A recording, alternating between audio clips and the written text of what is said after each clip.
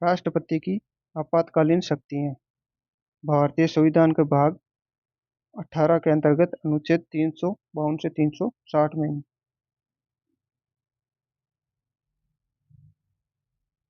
संवैधानिक आधार। आपातकाल से संबंधित उपबंध भारतीय संविधान के भाग 18 के अंतर्गत अनुच्छेद 352 से 360 में निहित है।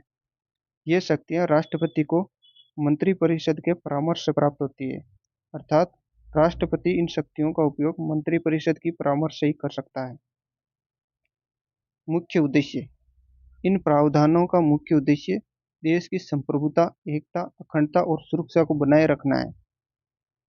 ये केंद्र सरकार को असामान्य स्थितियों से निपटने में सक्षम बनाता है।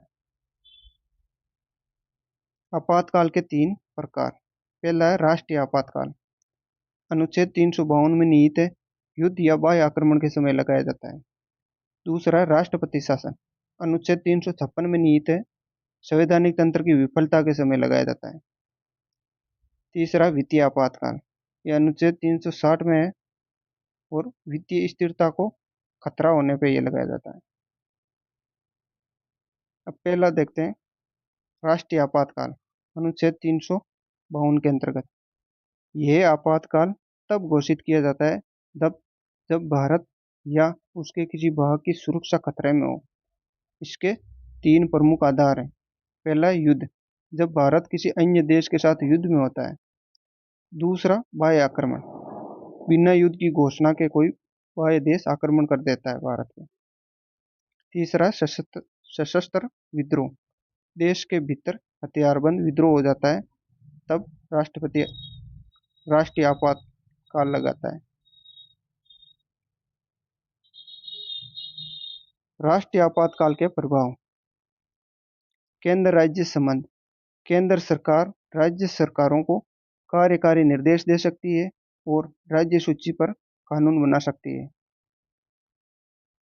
मूल अधिकारों पर प्रभाव देखें तो अनुच्छेद 358 के अंतर्गत युद्ध या बाह्य आक्रमण के दौरान अनुच्छेद 19 जो स्वतंत्रता से संबंधित है, स्वतः निलंबित हो जाता है।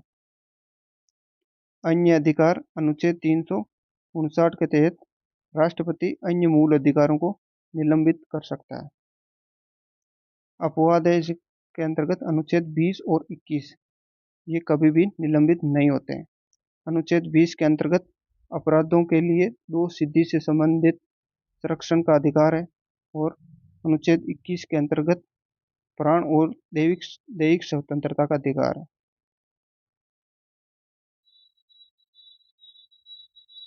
राष्ट्रपति शासन। अनुच्छेद 356, इसे राज्य आपातकाल या संवैधानिक आपातकाल भी कहा जाता है।